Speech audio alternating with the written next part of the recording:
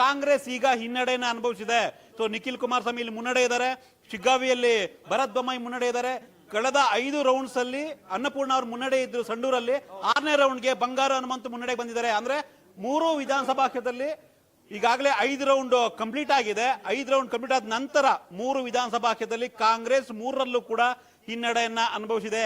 ಚನ್ನಪಟ್ಟಣದಲ್ಲಿ ಯೋಗೇಶ್ವರ್ ಹಿನ್ನಡೆ, ಭರತ್ ಬೊಮ್ಮಾಯಿ ಶಿಗ್ಗಾವಿಯಲ್ಲಿ ಮುನ್ನಡೆ ಬಿಜೆಪಿ ಅಭ್ಯರ್ಥಿ, ಅನ್ನಪೂರ್ಣ ಕೂಡ ಈಗ ಫಸ್ಟ್ ಟೈಮ್ 6ನೇ ರೌಂಡ್ಗೆ ಹಿನ್ನಡೆಯನ್ನ ಅನುಭವಿಸಿದ್ದಾರೆ. ಸೊ ಕಾಂಗ್ರೆಸ್ ಆ 3 ಕ್ಷೇತ್ರದಲ್ಲಿ ಈಗ ಹಿನ್ನಡೆಗೆ ಬಂದಿದೆ. ಅರ್ಲಿ ಟ್ರೆಂಡ್ಸ್ ಅಂತ ಹೇಳ್ಬೋದು. ಬಟ್ ಕಾಂಗ್ರೆಸ್ ಇದುವರೆಗೂ ಸಂಡೂರಲ್ಲಿ ಹಿನ್ನಡೆಯನ್ನು ಅನುಭವಿಸಿರಲಿಲ್ಲ ಕಳೆದ 5 ರೌಂಡ್ಸ್ ಅಲ್ಲಿ. ಎಸ್, ಕಾಂಗ್ರೆಸ್ನ ಭದ್ರಕೋಟೆ ಅಲ್ಲಿ ಹಿನ್ನಡೆಯನ್ನು ಅನುಭವಿಸಿದೆ. ನಿಜಕ್ಕೂ ಏನ್ ಸರ್ ಹೇಳಿದ 3 ಕ್ಷೇತ್ರದಲ್ಲಿ ಕೂಡ ಈಗ ಕಾಂಗ್ರೆಸ್ ಹಿನ್ನಡೆಯನ್ನು ಅನುಭವಿಸಿದೆ.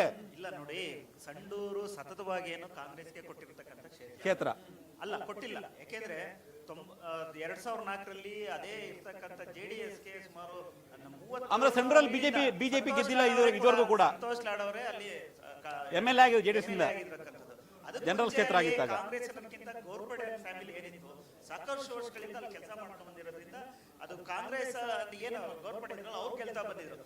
ಈ ಸರಿ ಏನು ಅಂದ್ರೆ ಸರ್, ವಾಲ್ಮೀಕಿ ಅಂತ ಏನೋ ದೊಡ್ಡ ಸಮುದಾಯಕ್ಕೆ ಅನ್ಯಾಯ ಮಾಡಿದ್ದೇನೋ ಇದ್ರೆ ಈ ಕಾಂಗ್ರೆಸ್ ಸರ್ಕಾರ. ಯಾಕೆಂದ್ರೆ ವಾಲ್ಮೀಕಿ ಏನ ಸಮುದಾಯದ ಅಭಿವೃದ್ಧಿಗಿಟ್ಟಂತ ಹಣವನ್ನೇ ಎಲ್ಲೋ ಒಂದ್ ಕಡೆ ಬೇರೆ ರಾಜ್ಯದ ಚುನಾವಣೆಗೆ ಹೈಕಮಾಂಡ್ ಕೊಡುವಂತ ಕೆಲಸನ ಈಗ ಹಗರಣ ಮೂಲಕ ಮಾಡ್ಬಿಟ್ಟು ಇದು ಪ್ರಚಾರ ಮಾಡಿದ್ದಾರೆ ಸರ್. ಸರ್ ನಾಗೇಂದ್ರ ಅವರೇ ಜೈಲಿಗೆ ಹೋಗಿ ಬಂದು ಇವತ್ತು ಅಲ್ಲಿಗೆ ಹೋಗಿ ಪ್ರಚಾರ ಮಾಡಕ್ ಹೋದ್ರು. ಜನಕ್ಕೆ ಗೊತ್ತಿದೆ ಸರ್, ನಮ್ಮ ಸಮುದಾಯದ ಹಣ ಯಾರು ತಿಂದ್ರು, ಯಾರು ಕಳಿಸ್ಕೊಟ್ರು, ಯಾವ ಮುಖ್ಯಮಂತ್ರಿ ಅದಕ್ಕೆ. ಯಾಕೆಂದ್ರೆ ಸರ್ ಈಗ ನಾವ್ ಹೇಳ್ತಾ ಇದ್ವಿ, ತೆಲಂಗಾಣ ಚುನಾವಣೆಗೆ ಇವತ್ತು ವಾಲ್ಮೀಕಿ ಅಭಿವೃದ್ಧಿ ನಿಗಮದ ಹಣವನ್ನ ಬಳಸಿದ್ರು. ಅದೇ ರೀತಿ ಇವತ್ತು ಅಬಕಾರಿ ಹಣವನ್ನ ಎಲ್ಲ ತಗೊಂಡೋಗ್ಬಿಟ್ಟು ಮಹಾರಾಷ್ಟ್ರ ಚುನಾವಣೆಯನ್ನ ಕಾಂಗ್ರೆಸ್ ಮಾಡ್ತಾ ಇದ್ದಾರೆ. ಜನಕ್ಕೆ ಗೊತ್ತಾಗ್ತಾ ಇದೆ ಯಾರು ಇವತ್ತು ನಿಜವಾದ ಕೆಲಸಗಾರ ಅಂತ ಹೇಳ್ಬಿಟ್ಟು ಗೊತ್ತಾಗ್ತಾ ಇದೆ. ಇವತ್ತು ಕಾಂಗ್ರೆಸ್ 16-17 ತಿಂಗಳಿಂದ ಈ ರಾಜ್ಯದಲ್ಲಿ ಇದ್ರು ಹಗರಣಗಳು ಬಿಟ್ರೆ ಬೇರೆ ಕೆಲಸ ನಾವು ನೋಡ್ತಾ ಇಲ್ಲ.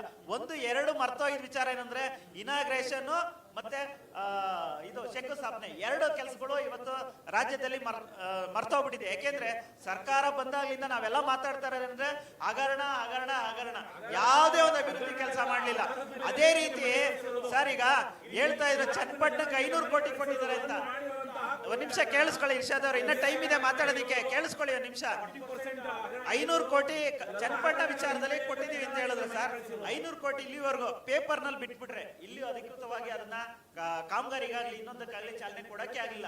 ಇವ್ರೇನು ಘೋಷಣೆ ಮಾಡಿಟ್ರು ಗೆದ್ರೆ ಮುಂದುವರಿತೀವಿ ಅಂದ್ರೆ ಅದನ್ನು ಕೂಡ ಒಂದು ಅಡ್ಗೋಡೆ ದೀಪ ಮೇಲೆ ಇಟ್ಬಿಟ್ರು. ಅಂದ್ರೆ ಸರ್ ಇವ್ರು ಶಾಸಕರು ಹೇಳ್ತಾವ್ರೆ ನಮ್ಗೆ ಅನುದಾನಗಳು ಬರ್ತಾ ಇಲ್ಲ, ಕೆಲಸಗಳು ಮಾಡಕ್ ಆಗ್ತಾ ಇಲ್ಲ, ಜನರು ಸುಳಿಸ್ತಾ ಇಲ್ಲ.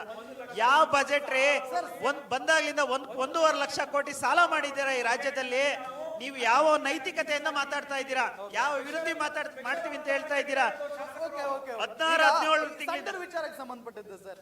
ಈಗ ಗ್ಯಾರಂಟಿ ನ್ಯೂಸ್ ಅಲ್ಲಿ ಸರ್ವೆಗೆ ಹೋಗಿರುತ್ತೆ, ಅಲ್ಲಿನ ಮತದಾರ ಪ್ರಭುಗಳು ಹೇಳ್ತಾರೆ ನಮ್ಮ ಊರಲ್ಲಿ ಬಸ್ ಸ್ಟ್ಯಾಂಡೇ ಇಲ್ಲ ಸ್ವಾಮಿ, ಬಸ್ ಸ್ಟ್ಯಾಂಡೇ ಇಲ್ಲ.